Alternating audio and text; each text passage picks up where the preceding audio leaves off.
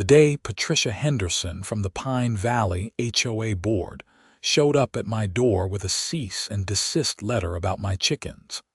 I knew my peaceful life in rural Georgia was about to get complicated in ways I never imagined. I'm Oliver Whitmore, and I've lived on this property my entire life. My grandfather built the farmhouse in 1947, back when this area was nothing but farmland and forest as far as the eye could see.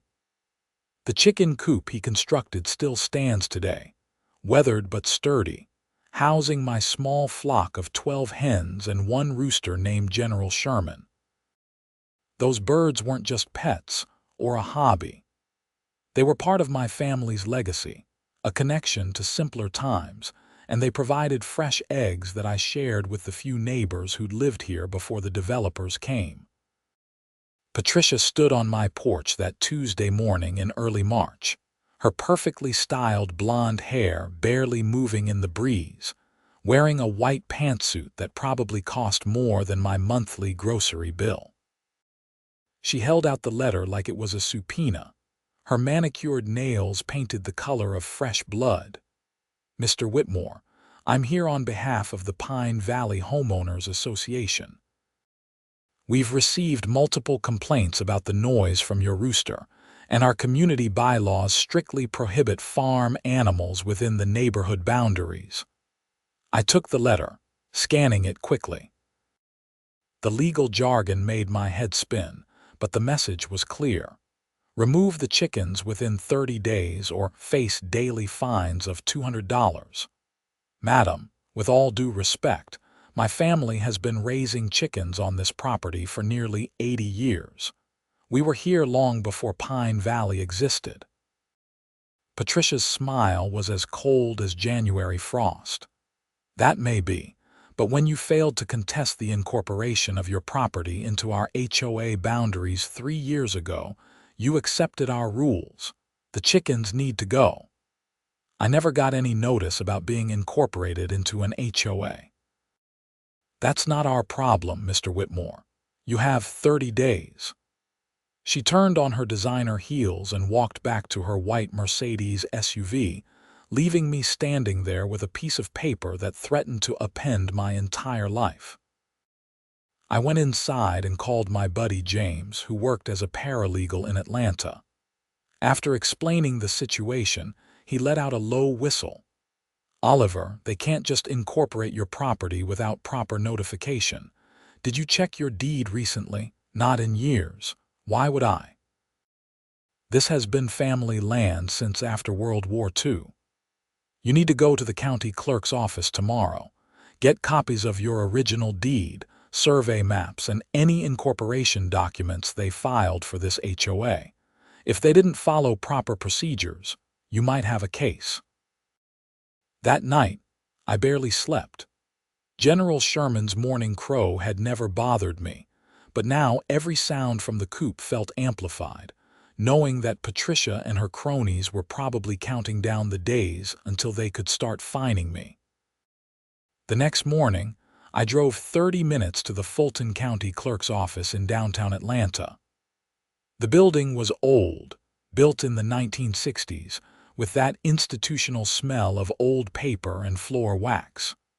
A clerk named Martha, who looked close to retirement, helped me navigate their record system. "Whitmore property on Old Mill Road. Let me pull those files." She disappeared into the back room for what felt like forever. When she returned, she carried several folders thick with documents.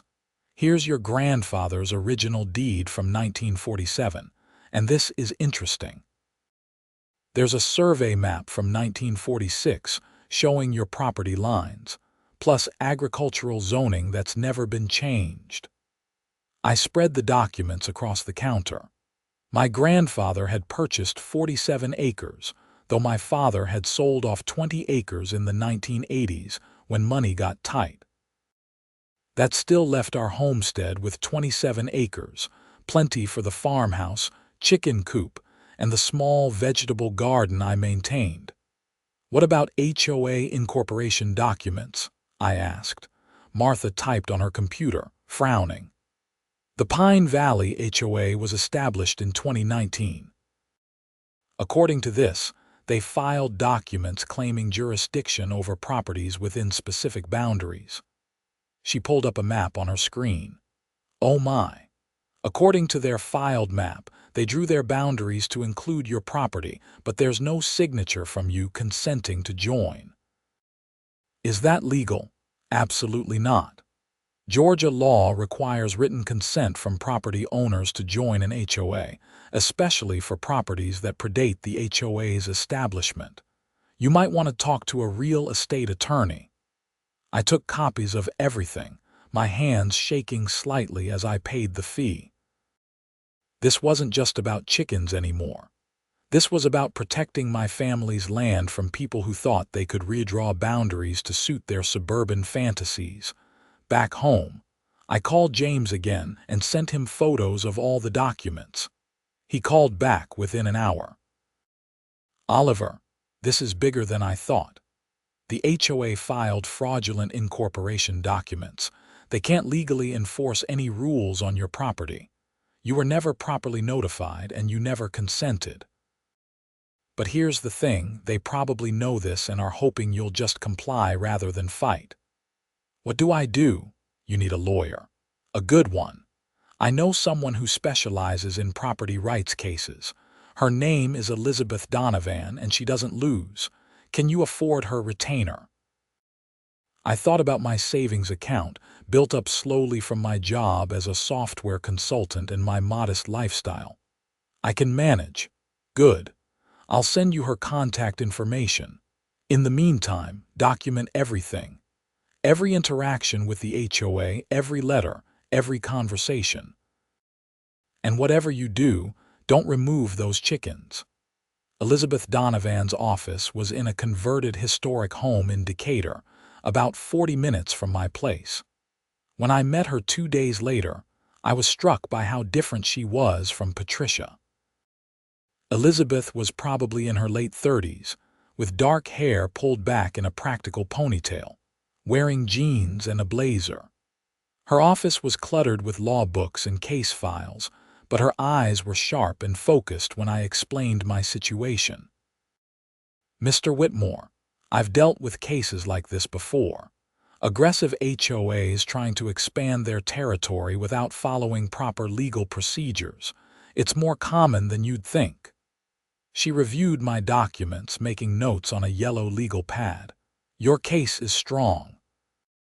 You have clear documentation that your property predates the HOA by 72 years, and they never obtained your consent to join.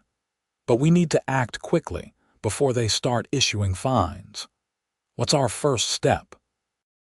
I'll draft a letter to the HOA board, informing them that you're not legally part of their association and demanding they cease all enforcement actions. We'll also file a declaratory judgment action in court, asking a judge to officially confirm that your property is not subject to HOA jurisdiction. How long will this take? Court cases can take months, but I'll also request a preliminary injunction to stop them from fining you while the case proceeds. With your documentation, I'm confident we'll get it. The retainer was steep, $5,000, but Elizabeth assured me we'd likely recover legal fees if we won. I wrote the check, feeling a mix of anxiety and determination. A week later, Patricia received Elizabeth's letter. I know because she showed up at my door at 8 in the morning, her face red with anger. This is ridiculous, Mr. Whitmore. You can't just hire some lawyer and pretend you're not part of our community. I'm not pretending anything, Patricia. My family owned this land before your neighborhood existed. I never agreed to join your HOA. We followed all legal procedures when we incorporated. No, you didn't. You forged incorporation documents and hoped I wouldn't notice. That's fraud. Her expression shifted from anger to something calculating. Be careful, Mr. Whitmore. The HOA board has resources. We can make your life very difficult. Is that a threat? It's a reality check. We have lawyers too, and we're not backing down. She left, and I immediately called Elizabeth to report the conversation.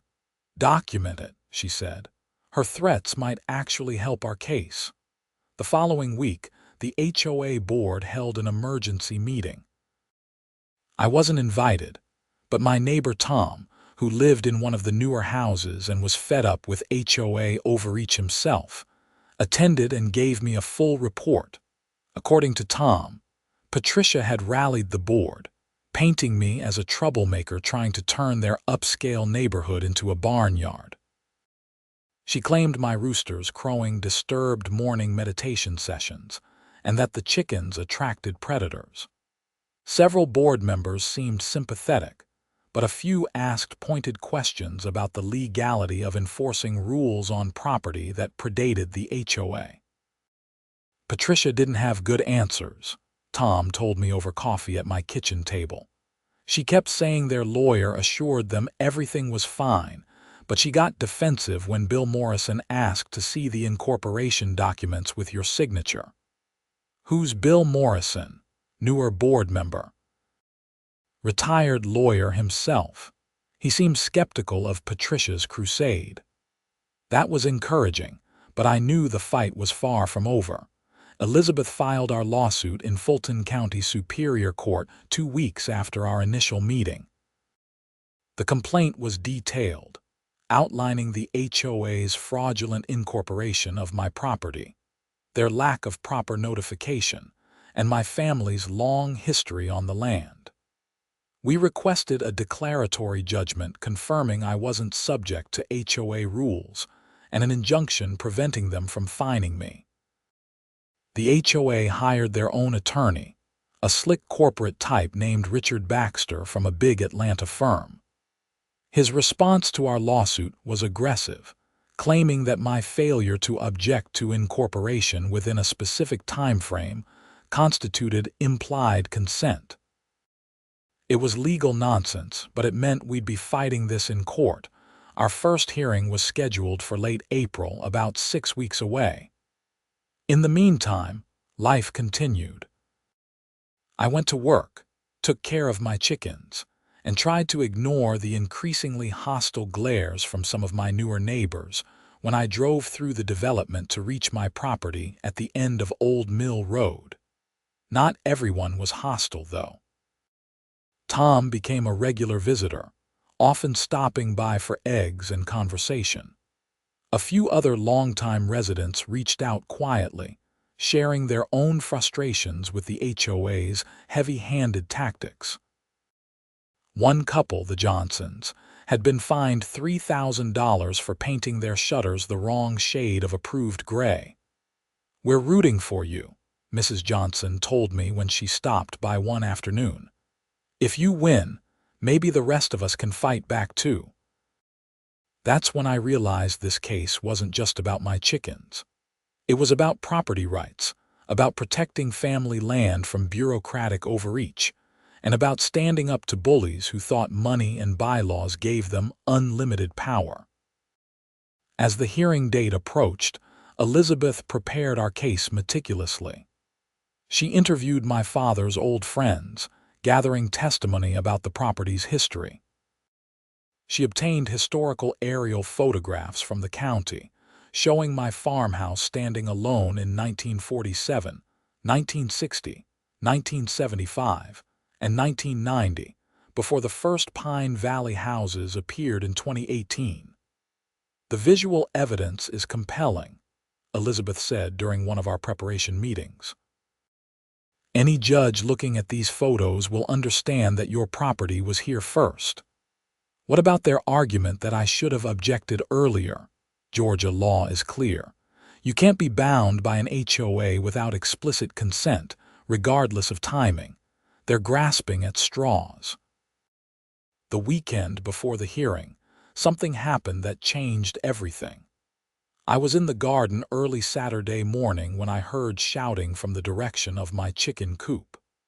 I ran over to find Patricia and 2 men I didn't recognize opening the coop gate, attempting to chase out my hens. "What the hell are you doing?" I shouted. Patricia whirled around. "We're removing a nuisance from our neighborhood. You were warned." Get off my property right now or I'm calling the police.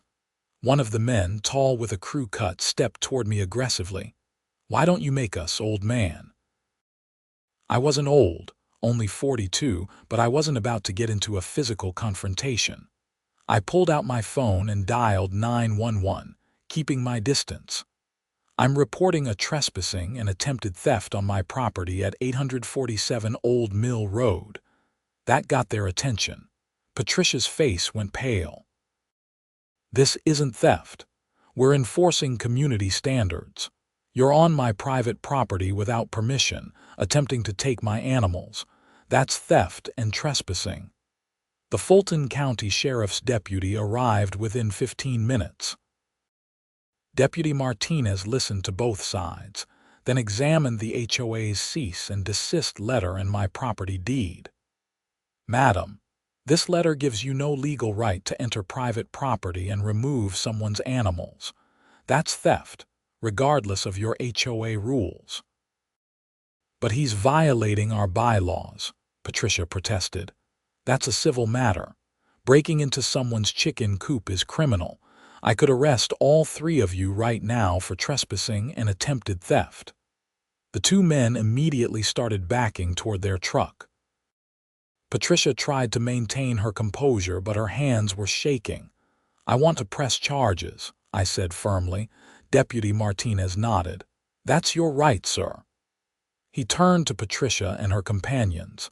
I'm going to need to see your IDs. Patricia's voice took on a pleading tone I'd never heard before. Deputy, surely we can resolve this reasonably. We made a mistake. You attempted to steal this man's property. That's not a mistake, that's a crime. In the end, Deputy Martinez issued criminal trespass warnings to all three, and I decided not to pursue theft charges if they left immediately and never returned. Patricia's humiliation was visible as she climbed back into her Mercedes. The two men followed in their pickup truck, which had a Pine Valley landscaping logo on the side. After they left, Deputy Martinez gave me a sympathetic look. HOA disputes can get ugly, but when people start breaking the law, they cross a line. Document everything, keep cameras on your property, and don't hesitate to call if they come back. I thanked him and immediately called Elizabeth. She was livid when I explained what had happened. They just handed us our case on a silver platter. Attempting to forcibly remove your chickens shows consciousness of guilt. They know they don't have legal authority, so they try to take matters into their own hands. I'm filing an emergency motion first thing Monday morning. That weekend felt surreal. I installed security cameras around my property, focusing on the chicken coop and driveway. Tom helped me set them up, shaking his head in disbelief. Patricia's really lost it, trying to steal your chickens. That's insane. She's used to getting her way. People like her think rules don't apply to them. Monday morning, Elizabeth filed an emergency motion requesting an immediate preliminary injunction and adding claims for harassment and trespass. She attached the sheriff's incident report and my sworn affidavit describing the attempted chicken theft. The judge, the Honorable Sarah Mitchell, scheduled an emergency hearing for Wednesday, moving our case ahead of the original timeline. Elizabeth was confident. Judge Mitchell doesn't tolerate this kind of behavior. The HOA's attorney is going to have a very bad day. She was right. The hearing took place in a wood-paneled courtroom that smelled of old books and furniture polish. Judge Mitchell, a black woman in her 50s with an air of no-nonsense authority, reviewed the filed documents before the hearing even started. Richard Baxter, the HOA's attorney, tried to downplay the incident. Your Honor, there was a misunderstanding. My clients were attempting to help resolve a neighborhood dispute. By stealing chickens, Judge Mitchell's tone was dry. Counselor, I've read the sheriff's report. Your clients trespassed on Mr. Whitmore's property and attempted to remove his animals without legal authority. That's not a misunderstanding. That's criminal behavior. Elizabeth stood. Your Honor, this incident demonstrates exactly why we need an immediate injunction. The HOA has shown they're willing to violate the law to enforce rules that don't apply to my client's property. We have clear documentation that Mr. Whitmore's land predates the HOA by 7 decades, and that he never consented to join their association. She presented the historical deeds, survey maps, and aerial photographs. Judge Mitchell studied them carefully, occasionally asking questions about dates and boundaries. Mr. Baxter, where is your client's documentation showing Mr. Whitmore's consent to join the HOA? Baxter shuffled papers nervously. Your Honor, Georgia law allows for incorporation of properties within defined boundaries without explicit consent if proper notice procedures are followed. That's incorrect, Counselor. Georgia law requires consent from property owners to join an HOA, particularly for properties that predate the association. Do you have any evidence that Mr. Whitmore received proper notice and had an opportunity to object? The notice was published in accordance with state law. Published where? In the local newspaper, as required. Elizabeth interjected. Your Honor, may I point out that Mr. Whitmore's property is in a rural area not covered by any local newspaper. The publication they're referring to was in a small community newsletter that didn't exist until after the HOA was formed. Judge Mitchell's expression grew stern. Mr. Baxter, it sounds like your client's engaged in a paper exercise designed to provide the appearance of legal notice without actual notification to affected property owners. That's not proper procedure. It's fraud. Baxter's face reddened. Your Honor, my clients relied on legal advice. Then their lawyer gave them bad advice. Based on the evidence presented, I'm granting a preliminary injunction. The Pine Valley HOA is prohibited from enforcing any rules, regulations, or fines against Mr. Whitmore's property, pending final resolution of this case. Additionally, I'm setting an expedited trial date for June 15th. This matter needs to be resolved quickly before the HOA attempts any further illegal actions. The gavel came down, and I felt a wave of relief wash over me. Elizabeth squeezed my shoulder as we left the courtroom. That was even better than I hoped. Judge Mitchell sees right through their nonsense. Over the next few weeks, the mood in Pine Valley shifted. Word spread about the hearing, and several other homeowners approached me, sharing stories of HOA overreach. The Johnsons, the couple fined for their shutters, hired Elizabeth to challenge their fines. 2 other families joined them. Patricia, meanwhile, seemed to double down on her crusade. She organized a neighborhood petition demanding my property be brought into compliance with community standards. She held meetings at her house, posting about them on the neighborhood's social media page, painting me as a dangerous rebel threatening property values. Most residents ignored her, but a vocal minority rallied to her cause. They left anonymous notes on my mailbox, calling me selfish and demanding I respect the community.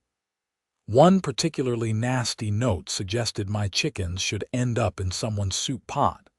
I saved every note, every social media post, every piece of evidence showing the harassment. Elizabeth assured me it would all be useful in court. The weeks leading up to trial were tense. I focused on work and my property, finding peace in the routine of caring for my chickens and garden.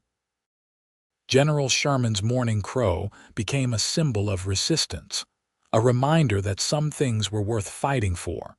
Tom kept me updated on neighborhood gossip. Apparently, the HOA board was splitting. Bill Morrison, the retired lawyer, had started asking uncomfortable questions about the incorporation documents and the attempted chicken theft. 2 other board members had quietly resigned, wanting no part of what was looking increasingly like a legal disaster. "Patricia's losing control," Tom told me over beers on my back porch one evening in late May. "She's alienated half the board and most of the reasonable homeowners. People are starting to realize she's not protecting the neighborhood. She's just on a power trip." Good. Maybe they'll elect better leadership. There's talk of a recall election. If you win your case, Patricia's done. June arrived with the oppressive heat of a Georgia summer. My garden thrived and my hens produced eggs in abundance. I shared them with Tom and the Johnsons and a few other friendly neighbors, building relationships that felt more genuine than any HOA-mandated community events.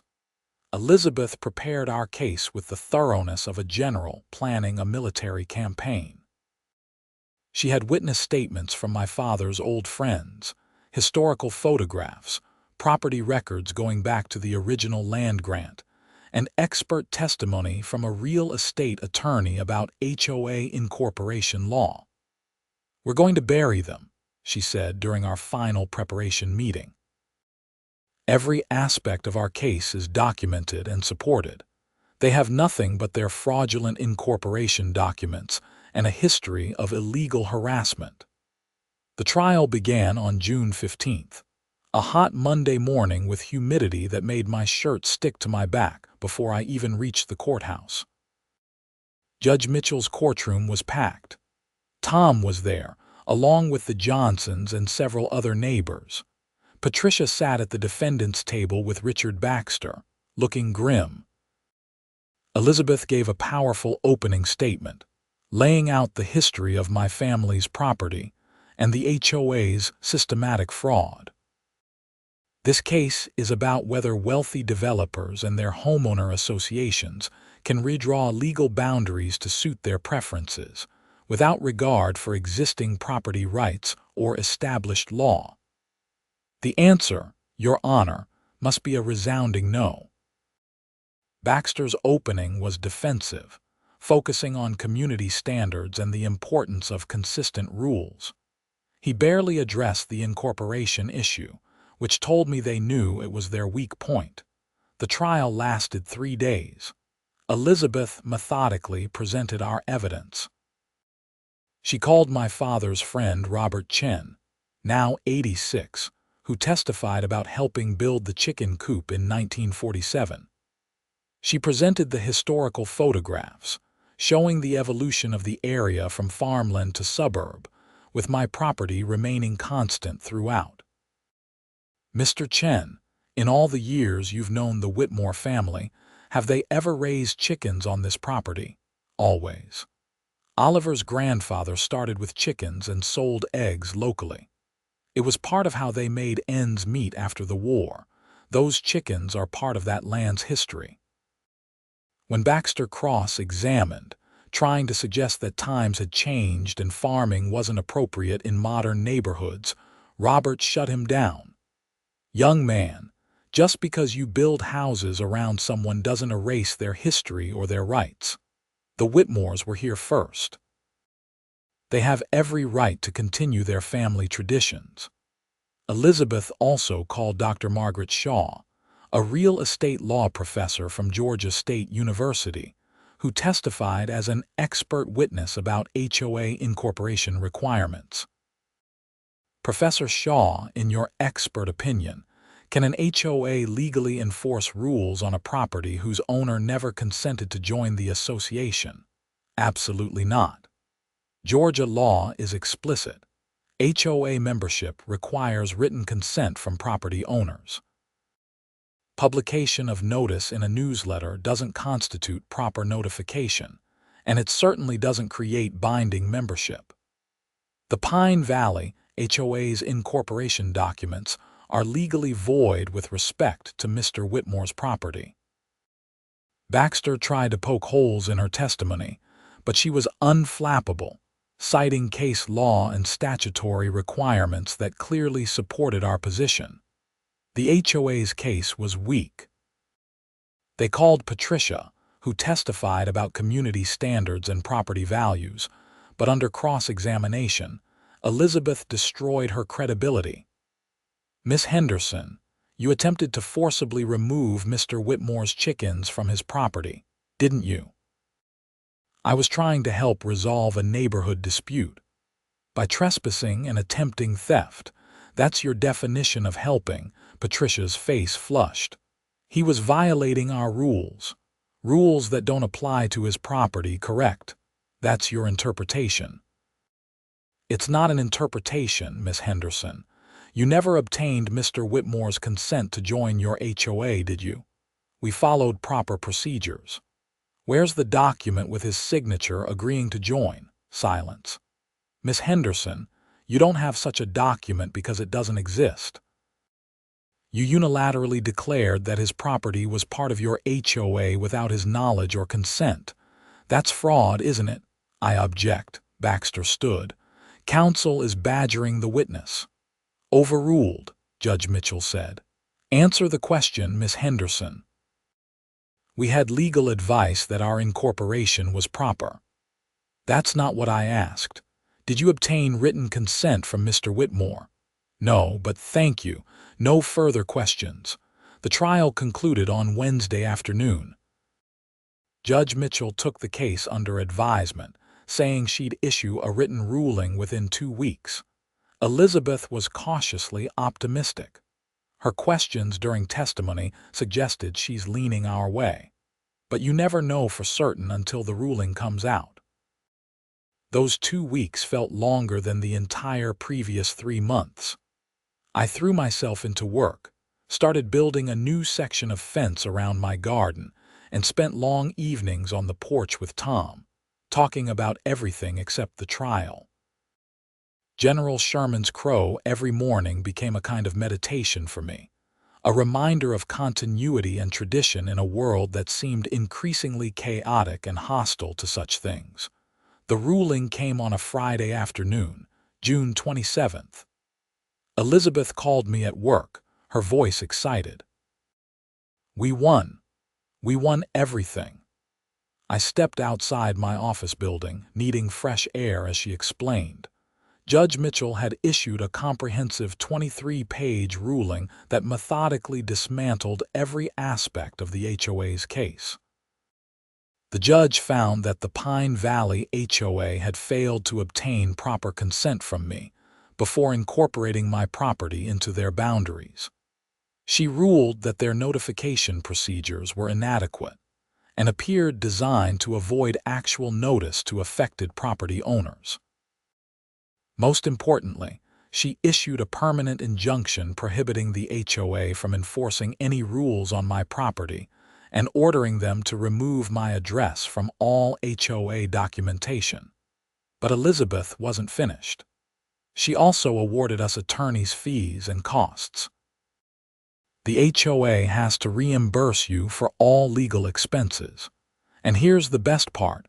She referred the matter to the Georgia Secretary of State's office for investigation of fraud in the HOA's incorporation documents." What does that mean?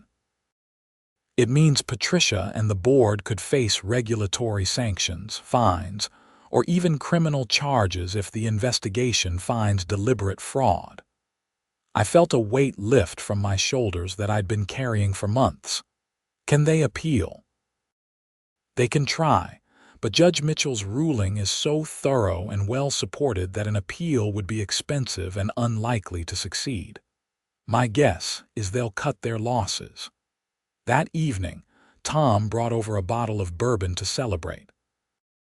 We sat on my porch, listening to the chickens settle in for the night and toasted to property rights and family legacy.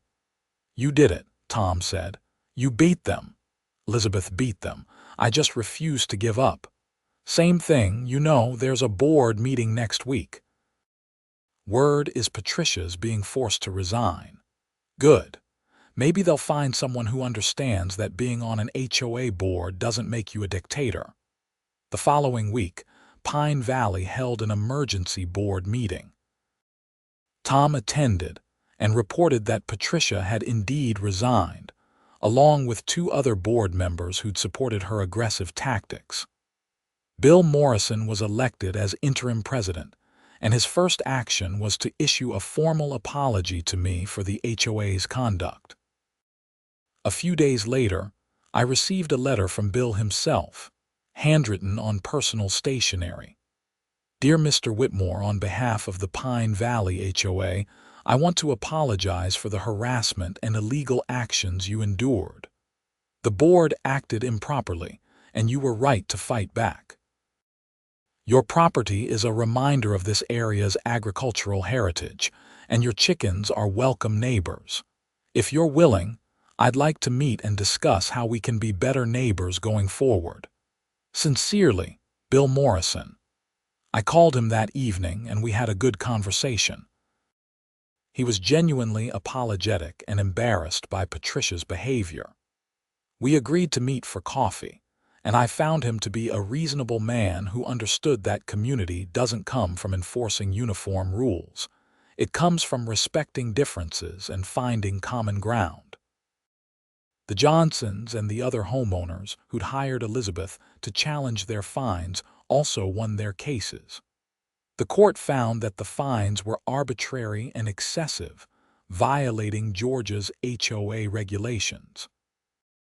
The board rescinded all outstanding fines and revised their enforcement procedures to be more reasonable. Patricia, meanwhile, seemed to disappear.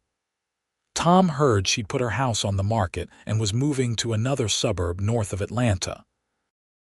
Good riddance, I thought, though I felt a little sorry for her new neighbors. The Georgia Secretary of State's investigation took several months, but in late October, I received notice that they'd found evidence of fraudulent incorporation practices by the Pine Valley HOA's original developer and their attorney. The HOA was fined $50,000, and their corporate charter was temporarily suspended pending restructuring and new leadership. The developer faced separate civil penalties for improper land use documentation. It turned out my case had opened a can of worms. Several other homeowners in developments across Fulton County came forward with similar stories of being unknowingly incorporated into HOAs without proper consent. The state was reviewing HOA incorporation practices statewide, with potential new regulations to prevent future abuse. I never expected my fight over chickens to spark a broader movement for property rights reform, but sometimes standing up for yourself creates ripples that extend far beyond your own situation. Life returned to normal, or as normal as it gets. I still work as a software consultant, still tend my garden, and still collect fresh eggs every morning from my 12 hens and General Sherman. The difference now is that I have good relationships with my neighbors, the real ones who care about community rather than property values and uniform landscaping. Tom and I became close friends, often sharing dinners and weekend projects. The Johnsons stopped by regularly for eggs and conversation. Bill Morrison and I occasionally meet for coffee, and under his leadership, the Pine Valley HOA has become a much more reasonable organization, focused on genuine community needs rather than petty enforcement of arbitrary rules. My father, who'd been watching the whole saga from his retirement home in Florida, called me after the verdict came through. "Your grandfather would be proud, son. He built that coop with his own hands after he came home from the war. Those chickens represent our family's independence and self-reliance. You protected that legacy. I just didn't want to lose the farm, Dad. It's more than a farm. It's who we are. Don't ever forget that. I won't." Every morning when General Sherman crows at dawn, I'm reminded that some things are worth fighting for. Family, tradition, property rights, and the freedom to live according to your own values rather than someone else's idea of how things should be. The irony is that my chickens became local celebrities. A reporter from the Atlanta Journal-Constitution did a story about the case, and suddenly, people were visiting from across the metro area to see the famous chickens that beat an HOA. I started selling eggs at a farmer's market in Decatur, donating the proceeds to a legal aid fund that helps homeowners fight HOA overreach. Elizabeth Donovan gained several new clients from the publicity, and she's now considered one of the top property rights attorneys in Georgia. She told me recently that my case is taught in her legal seminars as an example of how to effectively challenge HOA overreach. You changed the conversation, Oliver. Before your case, most people thought HOAs were untouchable. You proved they're not above the law. One unexpected consequence was that property values in my area actually increased after the verdict. Prospective buyers liked knowing they were moving to a neighborhood with reasonable HOA leadership and a respect for property rights. Several families specifically mentioned wanting to live near the chicken guy when they bought homes in Pine Valley. The new board even designated my property as a historical landmark within the community, installing a small plaque at the end of my driveway that reads, "Whitmore Farm, established 1947, a reminder of our agricultural heritage and the importance of property rights." I didn't need the recognition, but it was a nice gesture that showed how much things had changed.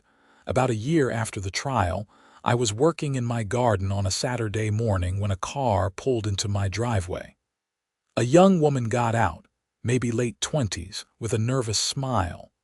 "Mr. Whitmore." "I'm Jessica Torres. I live in a development in Cobb County, and our HOA is trying to make me remove my beehives. I read about your case, and I was hoping you might give me some advice." I invited her in for coffee and shared Elizabeth's contact information. We talked for an hour about property rights, standing up to bullies, and the importance of preserving small-scale agriculture in suburban areas. "Don't let them intimidate you," I told her. "If you're in the right, fight back. It's not easy, but it's worth it." She left with renewed determination, and 6 months later, I got an email from her. She'd won her case using similar arguments to mine, and her bees were safe. She'd also started a local chapter of the Suburban Agriculture Association, connecting people who raised chickens, kept bees, or maintained gardens in suburban areas. I joined the association and found a whole community of people fighting similar battles against restrictive HOA rules. We shared legal resources, strategies, and support. Some battles were won, others lost, but together we were changing the culture, one chicken coop and beehive at a time. My life today looks much like it did before Patricia Henderson showed up with that cease and desist letter, but it feels different. I used to take my freedom for granted, assuming that owning property meant I could do what I wanted with it, within reason. Now I understand that rights must be defended, that ownership means nothing if you're not willing to stand up for it. I also learned that community isn't about everyone looking the same or following the same rules.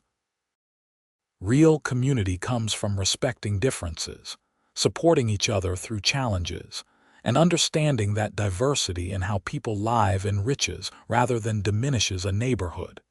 General Sherman still crows every morning at dawn. My hens still produce more eggs than I can eat. My garden still thrives in the Georgia clay. And my family's farmhouse still stands on the land my grandfather bought with his Army savings nearly 80 years ago. The difference is that now, when I hear that rooster crow, I don't just hear a bird announcing the dawn. I hear a declaration of independence, a reminder that some things can't be taken away by HOA bylaws or threatening letters or attempted theft. I hear the sound of freedom, and it's beautiful. Looking back on the whole experience, I realized that the fight was never really about chickens. It was about whether people like Patricia Henderson could use bureaucratic power to override fundamental property rights and family legacy. It was about whether money and lawyers could rewrite history and redraw boundaries to suit suburban aesthetics. The answer, thanks to Judge Mitchell and the Georgia legal system, was no. History matters. Property rights matter. Consent matters. And chickens, it turns out, matter too. I still have that original cease and desist letter from Patricia, framed in my office as a reminder of where this all started. Sometimes I look at it and shake my head, amazed at how a simple demand to remove my chickens sparked a legal battle that changed HOA law in Georgia and inspired dozens of other homeowners to stand up for their rights. Tom jokes that I should write a book about the experience, title it something like The Chickens That Changed Georgia. I laugh, but maybe he's right. There's power in telling stories about standing up to bullies, about fighting for what's right even when it's difficult, about protecting family legacy and tradition in a world that often values conformity over individuality. For now, though, I'm content with my quiet life on this land that's been in my family for nearly 8 decades. I go to work, tend my garden, collect eggs from my chickens, and enjoy my friendships with neighbors who have become genuine friends rather than just people who live nearby. Every few months, I get a call or email from someone fighting their own HOA battle, looking for advice or encouragement. I always take the time to talk, to share my story, to remind them that they're not alone and that fighting back is possible. Elizabeth tells me she's working on several cases similar to mine, helping homeowners across Georgia protect their property rights from overreaching HOAs.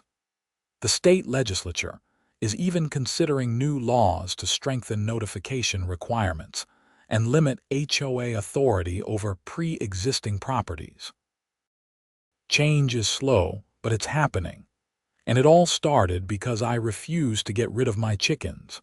Sometimes the smallest acts of resistance have the biggest consequences. Sometimes standing up for something as simple as a backyard flock can spark a movement.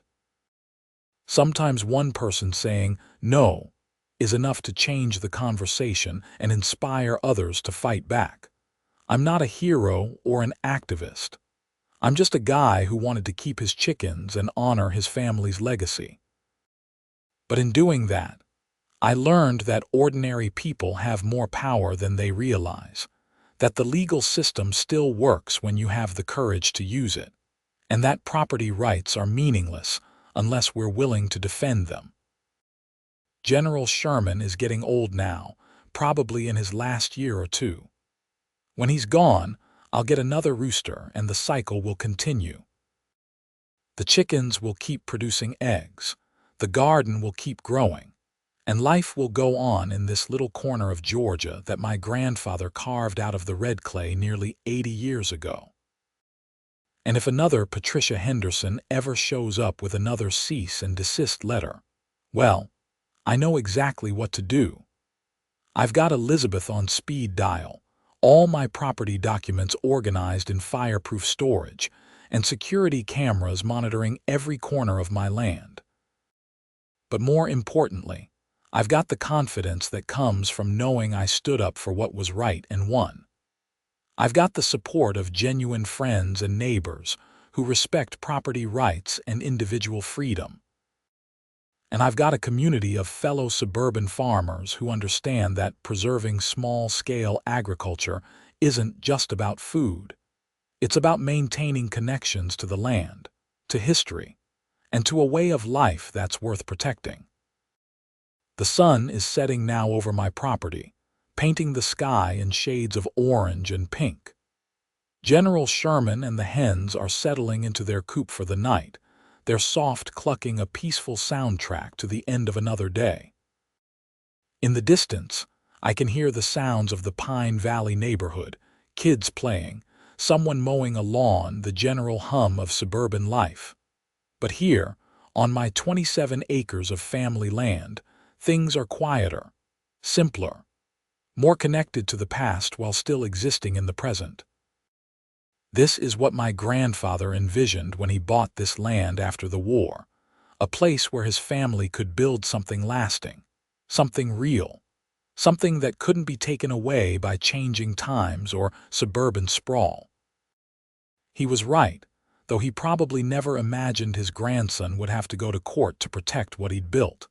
But that's okay. Every generation faces its own challenges, its own battles to preserve what matters. Mine just happened to involve an HOA, a lawyer named Elizabeth, and 12 chickens who became unlikely symbols of property rights and individual freedom. And you know what? I'd do it all again in a heartbeat. Because some things are worth fighting for, and a man's right to raise chickens on his family's land is definitely one of them.